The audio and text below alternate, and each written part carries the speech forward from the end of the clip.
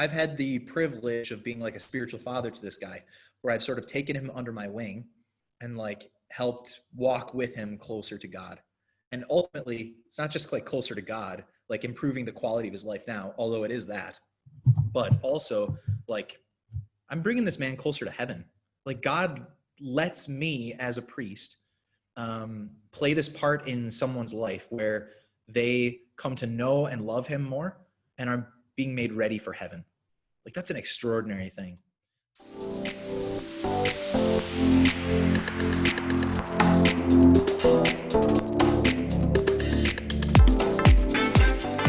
Again, my name is Father Shane, and I'm an American, but I'm a priest in the west of Ireland in the Archdiocese of Tuam. And this workshop is going to be really helpful for guys, I hope, for guys that have maybe been thinking about the priesthood or have wondered ever, am I called to be a priest? And what we're going to look at are some kind of particulars about what discernment actually looks like, and then also just dig into what it's like being a priest. So I'm going to share a little bit about what it's like being a priest. It's amazing.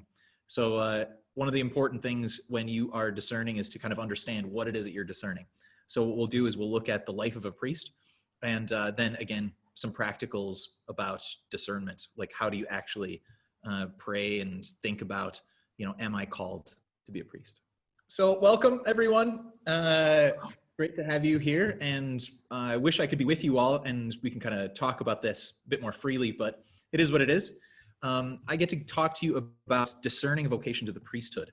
So in order to discern anything well, one of the things that you need is information. You need to know what it is that you're discerning, and you need to understand, I suppose, the reality of what, in this case, a priest, what the life of a priest is like, if you're going to make an informed decision, and if you're going to have actually some stuff to pray with. So this is where things get a little bit tricky, because I wonder how much you know about what priests do and what it's like to be a priest. Usually we're at a bit of a disadvantage when it comes to this, because I remember a friend of mine said, he's from the States, and he said when he was in university, he said his idea of priesthood was that they celebrated Mass and that they golfed. And that was pretty much the be and end all of priesthood. And it was hugely unattractive to him because at the time, he found Mass to be really boring and he hated golf. So that's kind of what he had as his image of priesthood. If that's what you think about priesthood, it's going to be hard to discern. First of all, even if you wanted to live your life like that, you would be definitely disappointed by the priesthood, because that's not what we do. That's not what our life is about. But it would make perfect sense for you to be totally turned off by that idea. We in Ireland are at an even greater disadvantage, because the sort of our idea of priesthood has been influenced, okay, maybe by your local priest, etc. But it's also been influenced by a little show called Father Ted. That's right. Now, full disclosure, I hate that show. I hate that show. Let me tell you why I hate that show. I know people love that show, and I know people think that show is hilarious, etc. Here's why I hate that show. I think that show has done a colossal amount of damage to people's perception of priesthood. I mean, if you look at the three main priests in that, I mean, you've got this this old guy who's this dirty, filthy, kind of creepy old man. Then you have the middle-aged guy who's this kind of slick, kind of, untrustworthy, cunning kind of a guy. And then you've got an absolute idiot, like a dope, So what has it done effectively is it's made priests out to be men that are pathetic, guys that you don't need to take seriously. And it's something that's been passed on generation to generation. That show is on reruns all the time. And I know that I go into sixth classes sometimes, and sixth class students would be like, have you seen Father Ted? So flipping 12-year-olds are watching this, even though the show has been off the air for 20 years, but all the same. Now you might think and defend Father Ted and say well, you got to be able to have a sense of humor about yourself. And I think that's true, but here's my counter argument to that. Okay, let's say any of you who have like brothers and sisters, right? If all of you got together and you were like making fun of your mom, right? If you were like kind of poking fun at your mom, that's totally okay, right? Why? Because you all love your mom. Everybody loves her. She's just wonderful. And so like having like poking a bit of fun at her or whatever is like innocent, and it doesn't undermine the love that you have for her. But if someone else like outside of your family started making fun of your mother, your reaction should be entirely different. Why? Because they don't love your mother like you do, right? And when they make fun of if they were to make fun of your mom, it would be to trample on something that is precious, someone that means an awful lot to you. And that is exactly what Father Ted is. It comes across as like innocent and sort of like silly kind of humor, but in actual effect, like it is, it's written by people who had, I mean, like very explicitly not, didn't have faith, let's say, and didn't have any sort of great affection for the priesthood. And so it's no wonder then that like the way that they present it is so like, I don't know, devoid of dignity and truth. It really doesn't reflect at all the life of a priest. So anyway, that's what we've kind of got for like our cultural sense of like what priesthood is about. So it's no wonder then that, you know, guys don't have much of a desire for priesthood.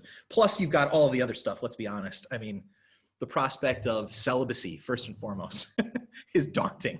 Like, it's like, oh my gosh, that was the first thought I had when I was thinking about priesthood, where the possibility of priesthood first presented itself to me was, no way, I would never do that. That would be miserable. Why would I do that to myself for my life? The other thing is, you know, maybe limitations when it comes to like your other career prospects, the money that you can make, the promise of obedience that a priest make, where you are not your own man, but where you like you go where the mission needs you, full stop. Doesn't matter what your feelings are. Those things can be a little bit, they can be daunting to a guy, especially a guy who's like kind of caught up in like a worldly mentality. And if there's no like great sense of like a beautiful reason for that sacrifice, like if all of this is asked of you and at the end your life is kind of still pathetic, like Father Ted-esque, kind of just lame, or like my buddy, you know, celebrating mass and golfing, like why would you do that? why would you choose that? The reality of priesthood is so much better though, and it's so much more compelling and beautiful. And I just want to now turn towards what it means to be a priest, what the life of a priest is like, just like the heart of the priesthood. So first of all, I'm going to give you just 5 different images of priesthood, okay? And I'm just going to touch on each one of them, and I'm going to connect it with either priests that I know and admire or my own experience, let's say, of priesthood, just so it kind of fills it out a little bit, so it makes it kind of real. So the first thing, the first way that we as Catholics understand priests is as an alter Christus. That's the Latin word or Latin term. That means another Christ. So I can tell you a story. St. John Vianney, he's one of my favorite saints. He's an extraordinary priest. He died just maybe 160 years ago or so, maybe a little bit more than that now. He was a French priest, but he was a very simple, ordinary priest who worked as a diocesan priest in a parish, but the quality of his life was extraordinary, particularly his ability in confession. And he drew literally tens of thousands of people to his parish in order to go to confession to him and to get his advice, to experience God's mercy through him, through going to confession. So there was kind of a committed skeptic. Don't know if he would have considered himself an atheist or agnostic or whatever, but he had heard about St. John Vianney, and he was based in Paris. And that's a long way from this small village where John Vianney was priest. So he decided he would go and see what all of this was about. And so he booked a spot on the train. He went down and he joined the many, many pilgrims who were going down in order to go and to pray, to tend mass with St. John Vianney, and then to go to confession. And he went to confession, and he attended mass that St. John Vianney celebrated, and then he went back to Paris. And he went back to very much a changed man.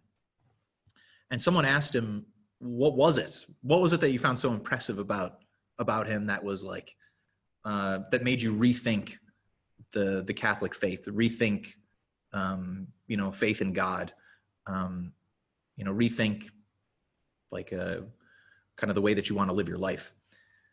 Was it that he was like a really good preacher, or did he say something to you, or what? And the man said, no. He said, in fact, his preaching was really hard to understand because he had a really heavy country accent. And he wasn't a particularly good preacher. He's very strong, but he wasn't a particularly like compelling or like articulate preacher. And he didn't get to talk to him for very long in the confessional, but this is how he described St. John Vianney. He said, when I saw him, he said, I saw God in a man. I saw God in a man. And a really good priest, just like any saint, you can see the attributes of Jesus Christ like radiating in their life. So for St. John Vianney, there was a couple different things. First of all, he was one of the most free men that you would ever come across. Like, he didn't care what anyone thought of him. He was totally like liberated. Once there was he dealt with a lot of jealousy from other priests. And so there was once a petition started against him. And so the petition was passed around, was sent around as a letter, and the priests were to sign this letter, and they were going to mail it on to the bishop. And the petition said effectively that St. John Vianney, despite his popularity, that he wasn't nearly as holy as people were making him out to be, that he was in fact kind of a simple, like not a terribly intelligent priest, that he was probably ill-equipped for his position as pastor of this parish priest. And sending this to the bishop, sort of kind of putting him in his place.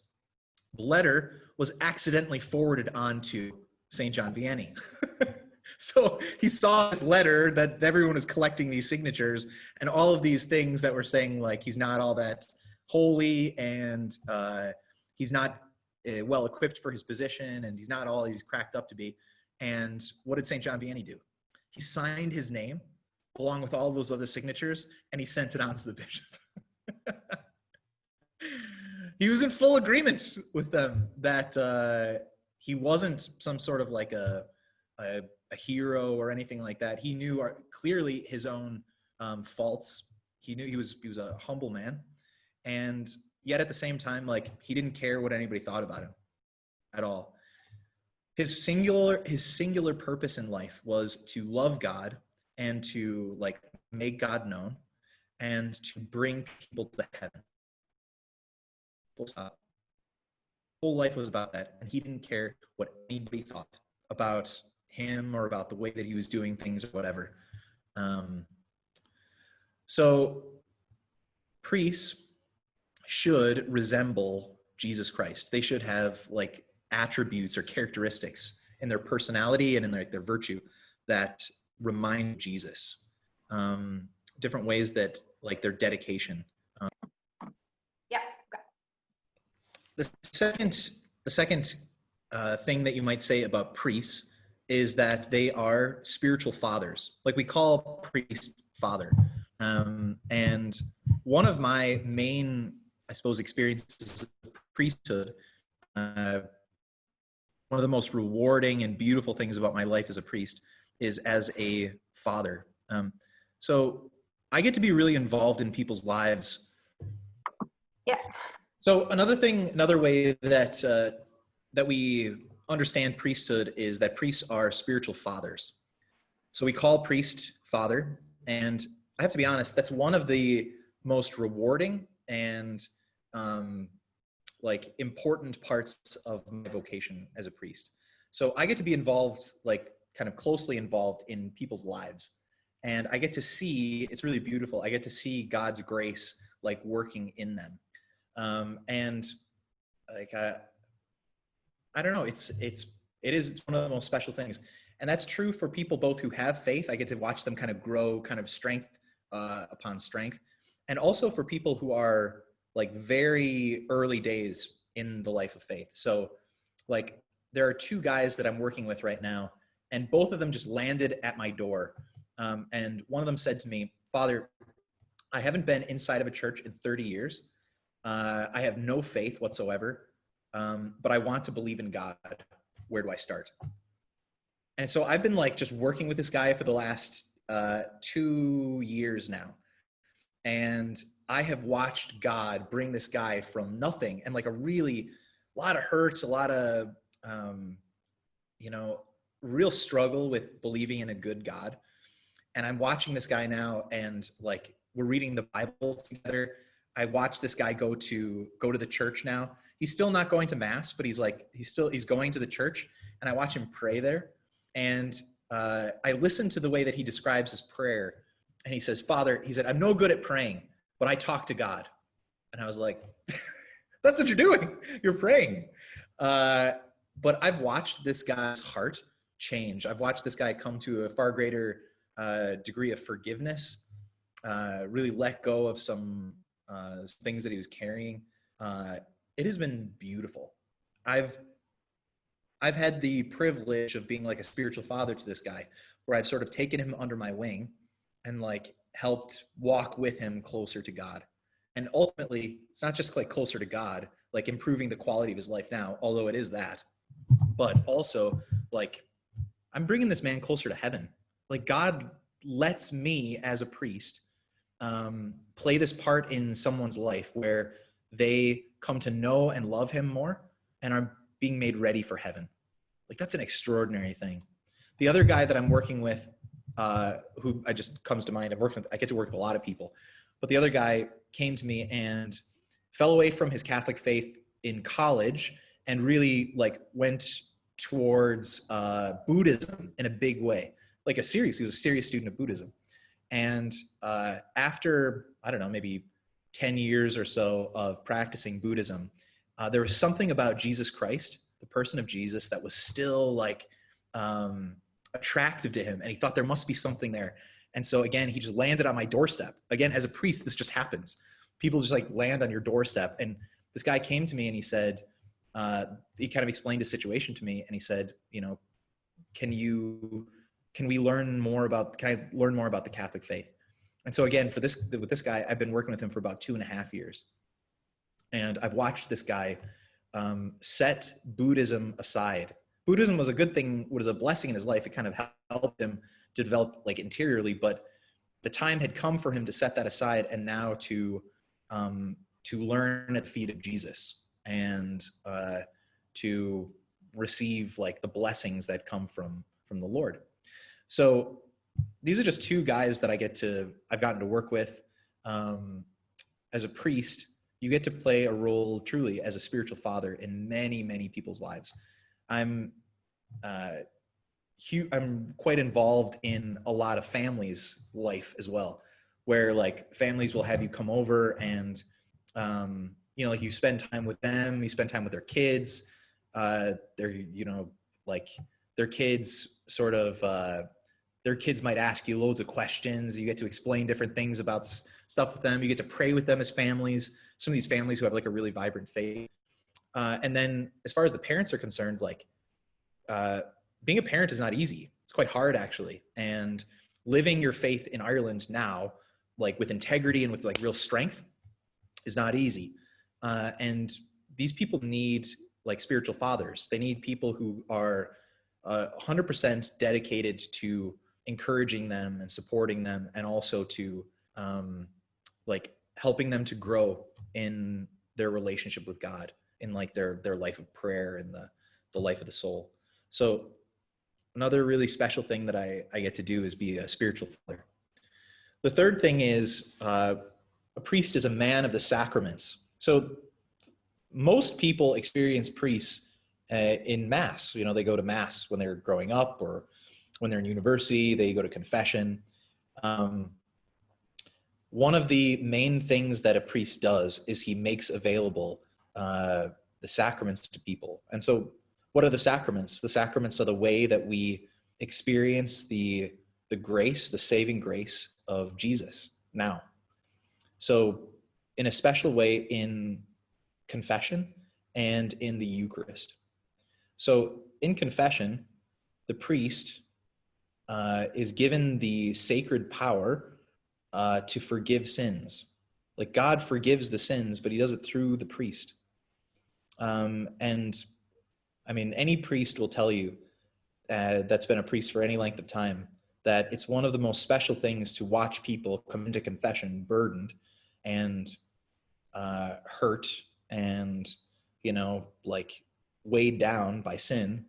And sometimes you can actually see them walk out different. Sometimes it's as obvious as that. But you get to watch people, be touched by the mercy and love of the Lord. And you get to play a part in lifting those burdens from them. And again, it's a very special place also where people like need direction and advice and some encouragement probably as well, or they need to be challenged sometimes. And so a priest like has a really important role in helping people again, like live their faith well and experience the blessings that God wants for them. You know, God wants peace for them, and he wants them to experience the forgiveness of sins and to know his mercy and his love. And one of the most special ways is through confession. The other way that, the other kind of sacrament, which is maybe uniquely special, is the sacrament of the Eucharist.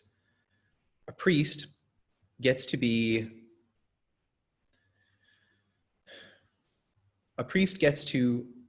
stand in the place of Jesus and gets to like be so close to the Lord that when he says the words of consecration, he says, "Take this, all of you, and eat. This is my body given up for you.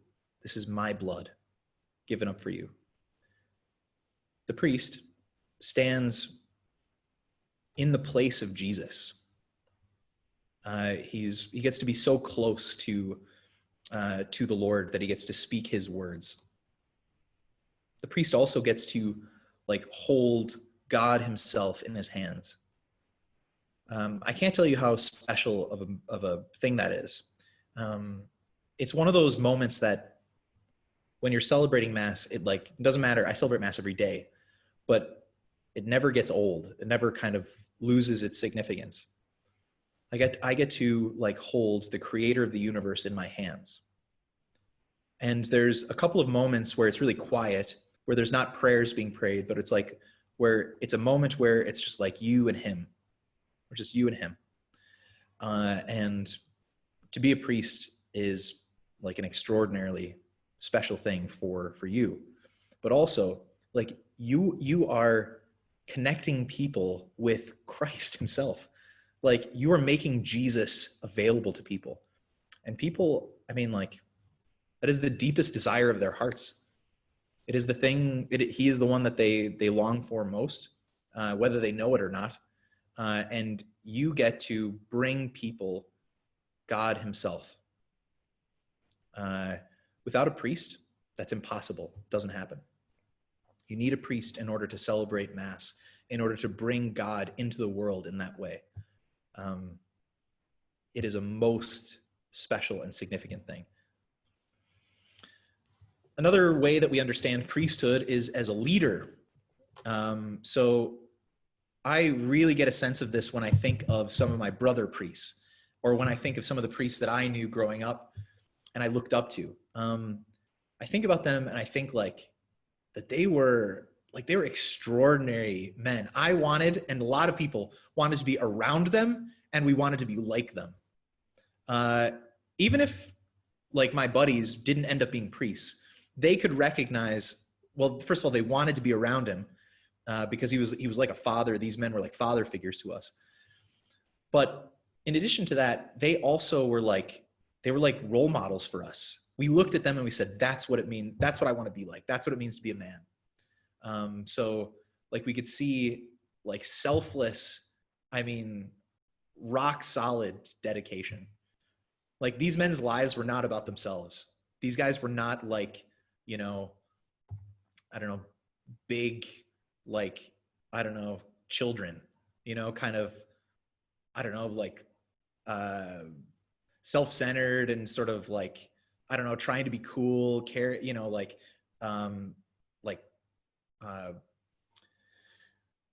trying to impress other people or whatever. Like they were their own men, and they didn't care what other people thought about them. They also, again, their lives were radically committed to the Lord and radically committed to their children, to us. And I could see that even though that involved like a real sacrifice, I could see that that was like, that there was something so good about that. I mean, it really spoke to me. It stirred, it touched something very deep within me, like an aspiration. Like that's what I want to be like, you know? That's what it means to be totally dedicated. The last thing that I might just make mention of is a priest is also like a teacher. One of his roles is that he teaches. So he has to explain our faith. This is something that like we need priests now, particularly, to be very good at this, because like obviously people don't know their faith. People are walking away from like our Catholic faith. You know, we're hemorrhaging people. So priests have to be able to teach it compellingly, have to give like a really tight, solid explanation of why our faith makes complete sense, you know, why the world is as messed up as it is, what's wrong with us, why we need a savior, what the savior does for us, what Jesus does for us, and then what is our response? What are we supposed to do now? You know, because we know about what Christ has done. We know what he gives us, what he offers to us. We also like, what is our response? We need people to teach us that. What does it mean to pray? I can't tell you how many, like, I didn't learn how to pray until an embarrassingly old age. I went through all of my school and I really didn't understand like what it meant to pray. Only I had a most kind of shallow understanding of that. Well, priests are meant to be able to teach compellingly in a way that's convincing, that like is from deep convictions that they themselves have. It's not just cerebral. It's not just like kind of something that they read in a book, but they know this stuff, right?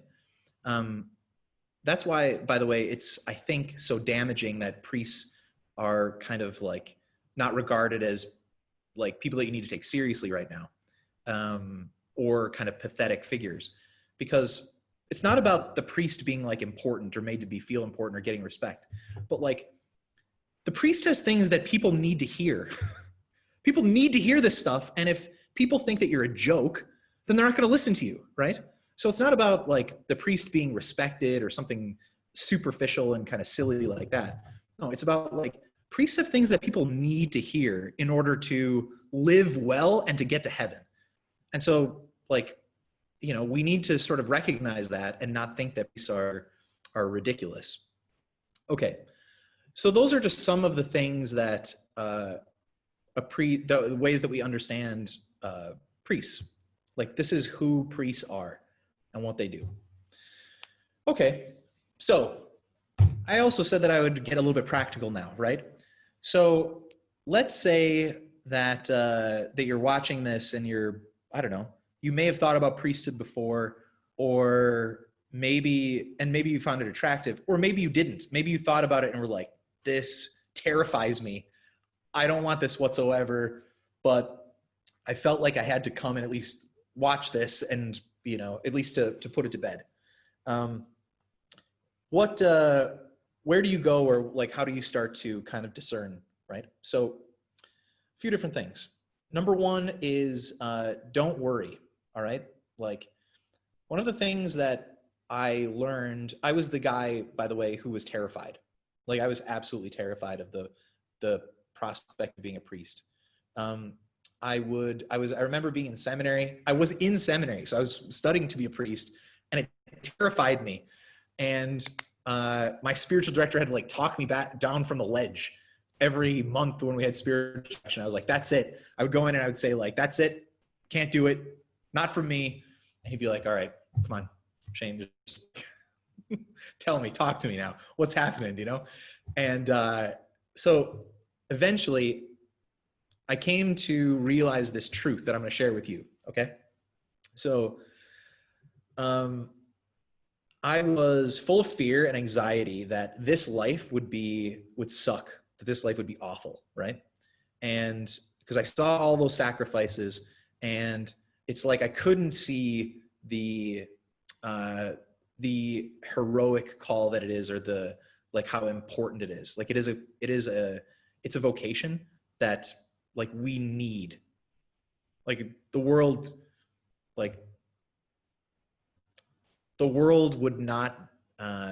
would suffer immeasurably if not for priests, because the priests bring them Christ. They bring them the Eucharist.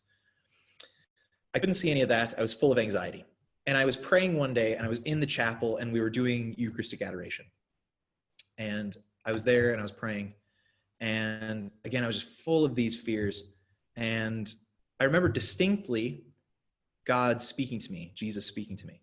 Now, when I say he spoke to me, I don't mean like I audibly heard it. It was like an interior thing that I heard, but it was very clear. And it wasn't from me. It wasn't like something just kind of welled up within me. It was very clearly not from me, but it was like an interior communication. And this is what he said. He said, if I am calling you to be a priest, I am not calling you to be miserable. If I'm calling you to be a priest, I'm not calling you to be miserable. Now, that might not mean an awful lot to you, but it meant so much to me because I was so terrified that this life was going to suck, that it was going to be like, that it was in my head, it was the equivalent of like saying goodbye to fun and like happiness and all of that. And it was just going to be a life of like perpetual suffering. And like, that's exactly what I needed to hear. God in those words sort of like dispelled my fear. He took away my anxiety. And it made perfect sense to me because I thought about all of the priests that I knew. All of the priests that I knew loved being priests. They were some of the most joyful men I'd ever met. And I just couldn't make that connection until Jesus really made that clear to me. If you are called to be a priest, you are not called to be miserable. So don't worry. Like, it is a life of heroic dedication. No doubt about it. But it is not one that is going to make you sad, or that's going to in any way like diminish the quality of your life. I'm telling you, like, I am so grateful to God for the call to be a priest. It is the great joy of my life. So number one, don't be afraid. Number two, make sure that you're living a like solid interior life now. In other words, like a life of prayer. So prayer should be a part of every day for you, every week, and every month. You should kind of be like living a normal routine of prayer. If you're not, it's going to be very hard for you to discern, like to hear the voice of God, you know, within your prayer and interiorly, and to respond in the way that you should. So prayer, part of every day. So you should take time every day and pray. And I would really encourage you to pray the scriptures, to read the scriptures, right? Because it's reading the scriptures that you get to know Jesus more, right? You get to hear the voice of Christ. And that's really important at that stage where you're discerning, you're kind of, you're asking that question, am I called to be a priest? And you're listening for God, you know? So to listen to his voice by praying, reading the scriptures every day. Every week, you should be going to Mass. Every week on Sundays. You need to be receiving the Eucharist, right? And then last is every month, at least once a month, you should be going to confession, right? And then going to confession is part of this like more serious effort to root out sin in your life. Another thing that you might think, a lot of men think this, is like, I couldn't be a priest because of my sins. Either the sins that are like, that you struggle with now, or things that you struggled with in the past, or like things that you did that you regret, right? Yeah, God doesn't call, there's no priest who's perfect. And no one ever called a perfect priest. There's only one perfect man, and that's Jesus Christ, right? That said, you're going to want to like not to be soft on yourself. You're going to want to really take seriously the call of Jesus to for conversion of sin, basically from sin. So to root out the sins in your life, the things that you struggle with. So you do that in confession, particularly, and then maybe as you go a little bit further, you get to know priests and stuff, and you can kind of ask like for maybe some help or some practical advice. But that's got to be a part of your like normal routine, basically. So a solid interior life, a life of prayer, one where prayer is a part of every day, week, and month, and where you're seriously trying to root out the things that you're struggling with, like the things that are taking you away from God, the things that are making you unfree, because you got to be free. In order to answer the call of God, you got to leave stuff behind, right? Okay. Next thing, third thing, is find out more information.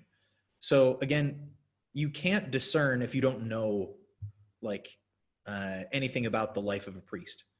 So you've watched this video, great. Maybe look up more stuff. Look up stuff online. There's so many resources online of different testimonies of priests or vocations videos, things that'll give you a sense of like, oh, this is what a priest's life is actually like.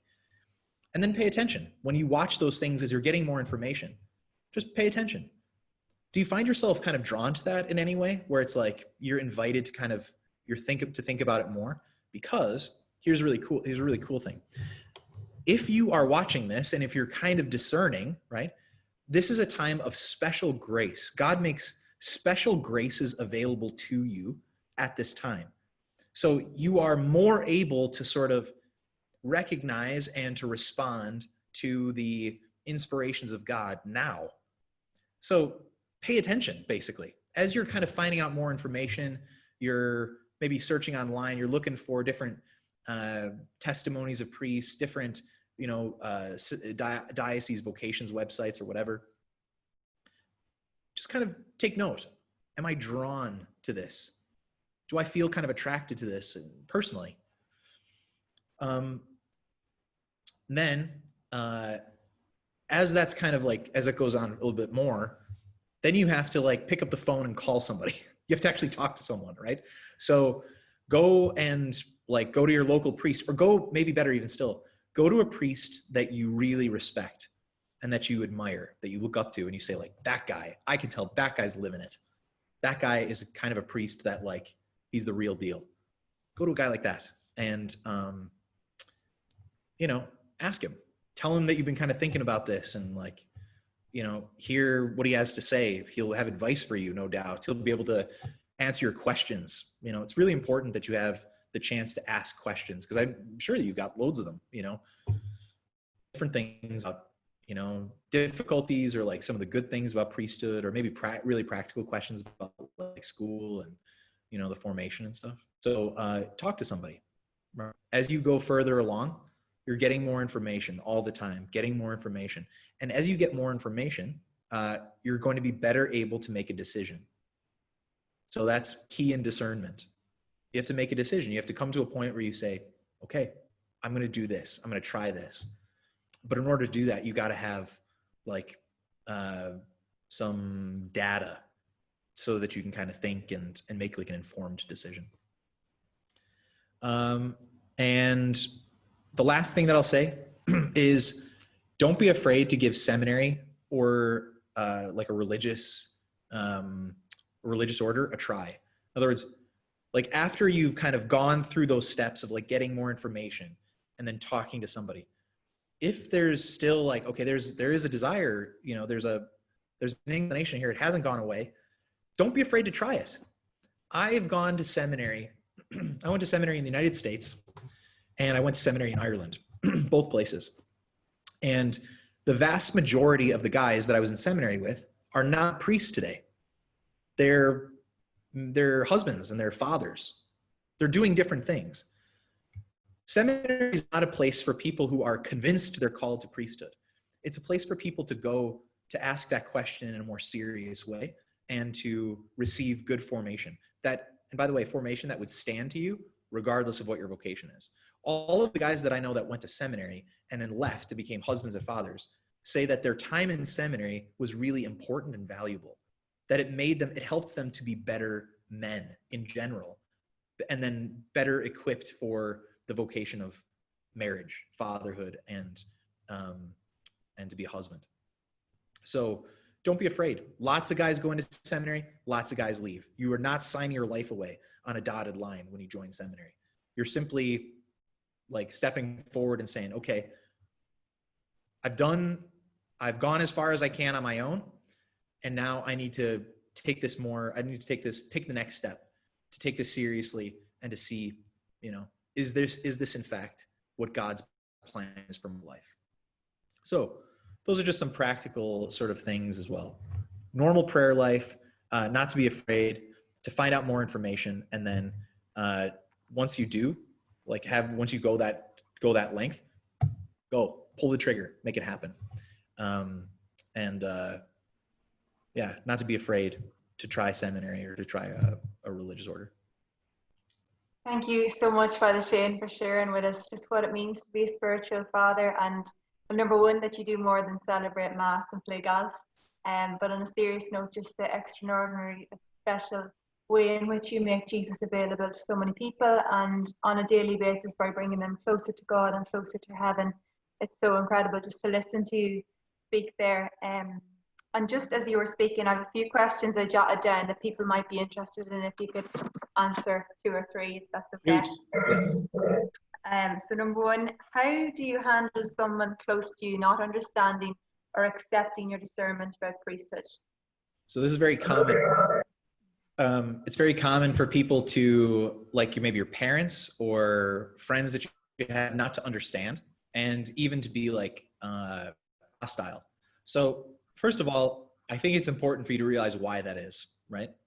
It's because they don't understand. They don't get it, you know, and they love you probably, right? They don't want you to be unhappy, and they associate priesthood, like we said, you know, like people associate priesthood with all sorts of things. But one of the things that people often associate priesthood with is loneliness or like a sad life, you know, and they don't want that for you. They don't want you to be sad. So you have to recognize, okay, this is coming from a good place. It's from a place of love, probably. Sometimes it's coming from a place of hostility where they have like they're antagonistic towards the faith, but like for the most part, I think it's more like they're worried about you. I think it's important, 2 things.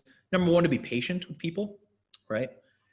Be patient with them as you explain it to them, and you know, as you tell them like why it is that you are thinking like this, etc. The second thing is, even though you're patient with them, you don't let them dictate your life. You know, like you have to be a big boy, and you have to be able to stand on your own 2 feet and make your own decisions and deal with the consequences of that. And that's not easy. It's not easy, but like God will give you the grace, and watch God bless your family as well. Maybe it takes some time, but in my own experience, I had a family that wasn't hostile, but they didn't understand. But as I went on through seminary, and my family could see the impact that like it was having on me, that this was like, as I was growing in my faith, it was becoming like this really beautiful and good part of my life. And I was becoming more and more the man God made me to be. It was amazing how they kind of opened up, and a lot of their fears and anxieties were sort of put to the side. And they're like, they are so supportive of me now as a priest. And that's my experience with a lot of people. Not always, but again, with a lot, is that eventually they kind of come around. But again, patience, and then also, like, God is number one, you know, and answering the call of God is the most important thing. And I suppose you spoke about being truly free to discern and putting God number one. Do you think it's possible to date and discern at the same time, or is that a complete no? Yeah. I think maybe at the earliest stages, yes, but only at the earliest stages, you know, like, I was dating a girl when I first thought of priesthood, right? And I, you know, I did a little bit more research about it as I was dating her, let's say. But at a certain point, you're going to have to make a decision. And that's as much to be able to make like a truly free commitment to God, and all as much as it is to do right by your girlfriend, right?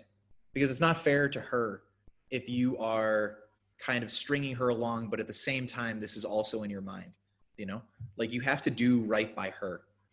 So that means not being impulsive and, you know, breaking up with her as soon as you first think about priesthood. No, that's, by the way, that was not quite what I did, but I definitely was not smart in the way I did it.